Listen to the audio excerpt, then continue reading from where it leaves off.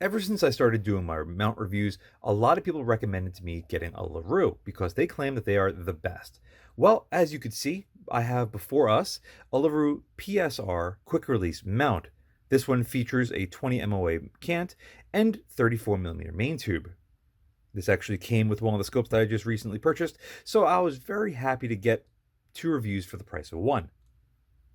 The first thing you're going to note with this thing is just how lightweight it is. Before anyone gets the chance to comment on the weight, it comes in at about 6.6 ounces for this particular model, and to compare it with an American Defense Recon, you can clearly see it's about 1.2 ounces heavier.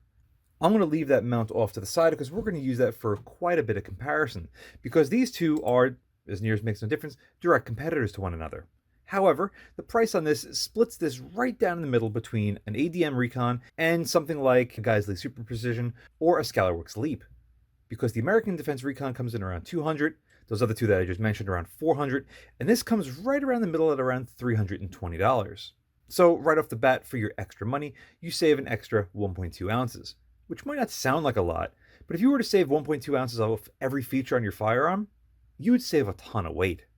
Checking out the bottom, you will clearly see that we have nice two big claws on one side and two nice positive locking lugs that are going to mate up perfectly with your Picatinny rail, so you don't have to worry about this thing sliding forward and back due to recoil. Another interesting thing about this mount that LaRue decided to come up with is how they set up their quick release. On a lot of other quick releases, I'll again pull off this American Defense Recon, you can see that they have these two usual feet that ride on this cam that get tensioned and put pressure on the pick rail. What LaRue did was eliminate a lot of those moving parts and have just these levers here. So what actually happens when you go to use this, which I will demonstrate shortly, you put this on your pick rail and it cams itself over. You can clearly see that this edge is off center from that edge. So that's where it allows clearance for you to fit it on, and then you tension it down. You can adjust the tension on these with these top nuts. So if it's too loose or too tight, you make minor adjustments with this until you get it just right.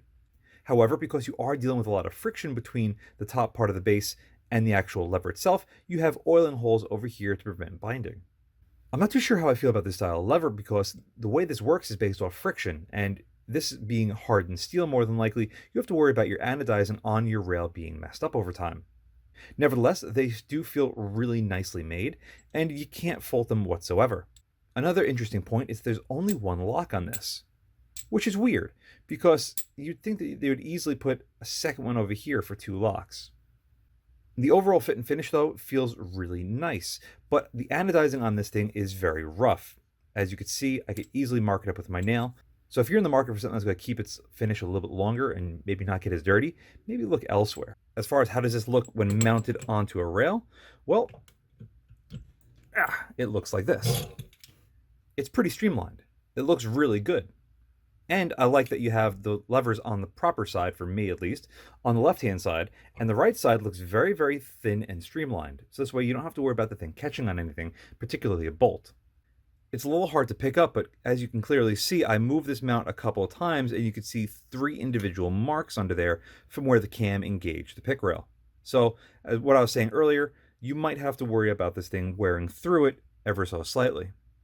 Another nice feature that makes this mount as expensive as it is, or at least in comparison to something like the ADM, is that when you look at the caps and you really start to inspect them, you'll note that there are these little cups under where the fasteners sit. And if you have a magnet on hand, you'll see that they are steel. That is there so this way you don't have to worry about marring the underside of the cap every time you torque these things down. And if we take a quick look at the mount, you can see that we have some sort of threaded insert in there, so this way you don't have to worry about stripping out the aluminum base itself. The real test for any sort of quick release mount or ring, though, is to see how well it will return to zero. So without further ado, let's throw a scope in this thing and see how it does. All right, testing the ReZero ability of this LaRue mount. It is currently loose on the rail, as you can see. Whoa, don't fall off. I'm going to push it forward, lock up the rear, and then lock up the front. These are tight, but not so tight that I won't be able to get them off. We're going to try to get this Steiner Military 4-16 by 50 as close as we can. Why this scope, you might ask? Well, I needed to do a tracking test on it anyway, so why not kill two birds with one stone? That looks pretty good. Maybe I'll go drag it to the left one. All right, that's where this is going to stay. That's our reference point. I'm going to loosen up the front, loosen up the rear, wiggle it back and forth, as you can see. Push forward, rear first, and then the front. That seems to line up perfect. Let's do it one more time, actually 2 more times. Front and rear. Wiggle, wiggle, wiggle, wiggle, wiggle. Yeah. Forward, rear. Don't lock it. There we go. And then the front. Looks exquisite. And one more just for good luck. Front and rear. Wiggle. And lock them up.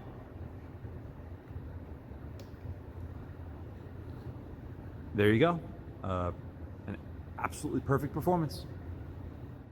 So there you have it. This LaRue performs extremely well. I absolutely 100% see why everyone's so adamant about me getting my hands on one of these. They're fantastic. Not only do they look really good, they're very well made, they're very lightweight, they're fairly inexpensive, and they perform as good as one would expect a quick release mount like this to perform. And with the scope inside of it, it looks absolutely fantastic. Not only that, but it's just so lightweight. This entire package is very light to begin with, and it feels like there's just no mount on the scope with how lightweight it is. It's fantastic. The only thing is that, you do need a tool to adjust the tension on these locking QD mounts, but that's about it. Hardly something that I could really fault for it. It's extremely well made, like I said. It returns to zero perfectly. And for the weight savings you get, yeah, I think it's worth the extra money over the ADM, if you were really worried about weight. As for me, a couple of ounces doesn't bother me when I could save, almost $100. So for me, I'd probably stick with the ADMs, but I totally see where this is coming from. And in fact, I'm going to keep this mount on this scope when I finish this review. Anyway, that's all for right now. Thank you very much for watching, and as always, see you again next time. And a very huge thank you to all of my Patreon providers. Without you, this wouldn't be possible. If you'd like to help support the channel but don't want to join my Patreon, I completely understand. But you can still help support by using my affiliate links in the description below. Thanks again for watching.